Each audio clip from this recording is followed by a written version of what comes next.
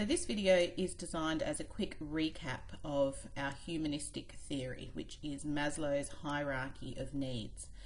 And I just want to reiterate that for your exam you will need to know 3 personality theories. We have finished our psychodynamic theory, which is Freud.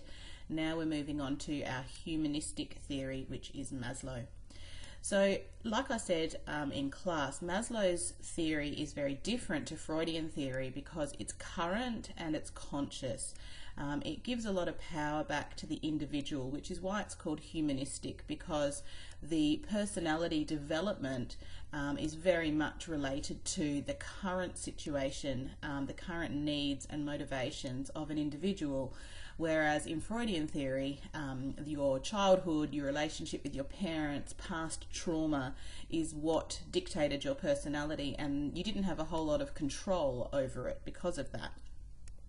So Maslow's hierarchy of needs is represented by a pyramid, and a hierarchy is a series of steps that you progress through, and you cannot progress to the next step in the hierarchy or the next tier in the hierarchy unless you have accomplished the step or the tier before it. So Maslow suggested that there are 2 sets of needs that humans move through.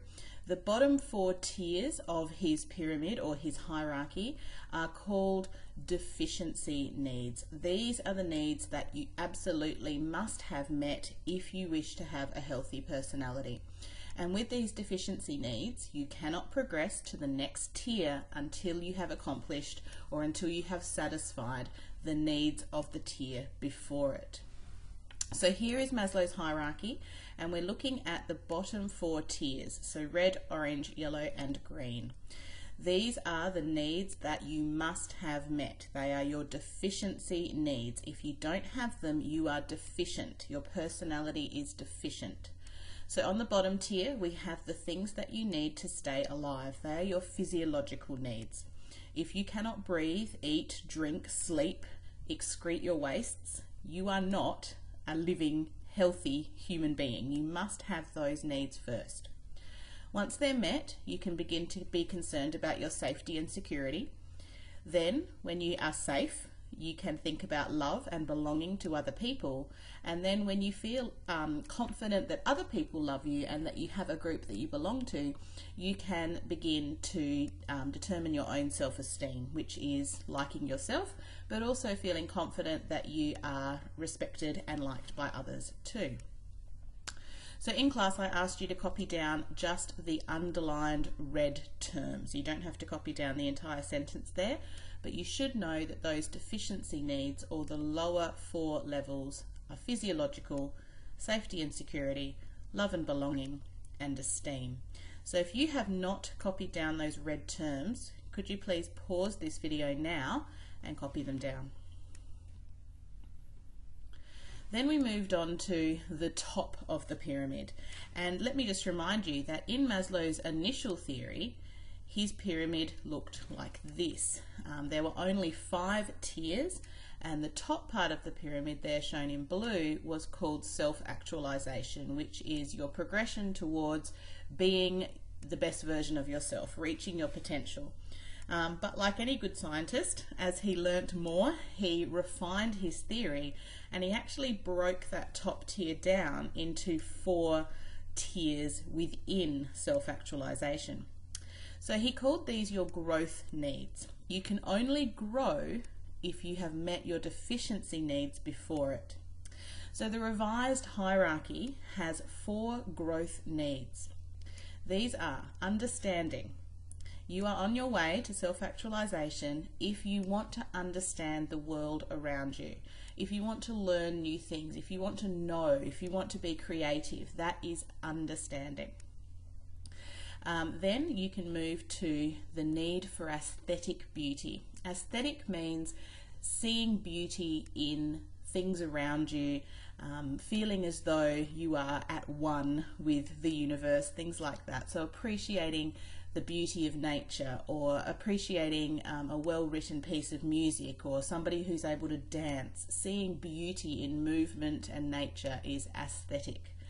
And Maslow believed that that is a very important part of being self-actualized, being the best version of yourself, being able to appreciate beauty in the world around you. The next tier is self-actualization. That is when you realize your own potential. It is when you are creative, non-judgmental, open to new ideas and experiences. You feel at one with the world. You feel as though you understand why you've been put on the planet. And interestingly, there's one more tier after that. Maslow refined his hierarchy to include a level called transcendence. And transcendence is when you've reached your own potential and now you can assist other people in reaching theirs. So here's an image of the updated hierarchy, and you can see pink, purple, dark blue, light blue. They are the growth needs. Now, in terms of what you should know for your exam, you can know the first hierarchy with 5 levels only. Okay, so the bottom 4 you need to know as our deficiency needs, and then you can say the 5th tier is self-actualization. But you need to be able to identify evidence of what self-actualization looks like, and we're going to do a worksheet in a minute that helps you identify that. So what is self-actualization? If you didn't get a chance to click the second link in the email I sent to you yesterday, give it a go now. The questions will actually reveal to you some of the different aspects of self-actualization. It's a bit of a complex concept because it is about feeling at one with the world, feeling as though you are exactly where you need to be. You see beauty in the world around you, you feel at peace, and you want to keep challenging yourself and risk-taking and trying new things because you're just so comfortable with who you are and what you've been put on the world to do. So what I would like you to do on this slide is please copy down the underlined sections. So self-actualized people have the following qualities. They embrace the realities of the world. So they don't live in la-la land. They're very down to earth. They understand reality. But the second dot point says they're spontaneous in their ideas and actions. And I think when I did this quiz, this was something that I struggle with. So I would not be fully self-actualized because I'm not a spontaneous person. I like things planned out, I like routine, I like to know what's going to happen next. And Maslow said, well, if you can't be a little bit spontaneous sometimes and just go with the flow and try new things, maybe you aren't completely self-actualized. Self-actualized people are creative, they're interested in solving problems, they enjoy their relationships, so they have positive relationships with other people and they appreciate those relationships and they see the good in life. They have a sense of morality, which means they understand what they stand for. They have good morals and ethics and they're comfortable living by them. And they don't judge other people. So we've talked about this before. People who are prejudiced, people who judge others, it's usually because there's something about themselves that they don't like. But when you're self-actualized, you are completely at peace with who you are. So you don't need to judge other people to make yourself feel better.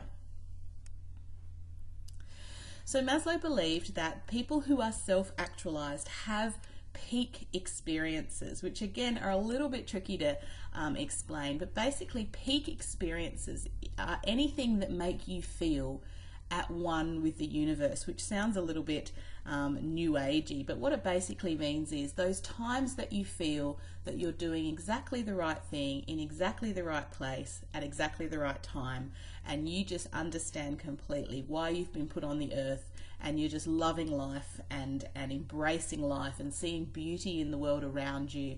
And I don't know that many people actually get to this stage and continuously experience these experiences, but peak experiences are ones that make people feel peaceful and purposeful and happy with where they're at in their life.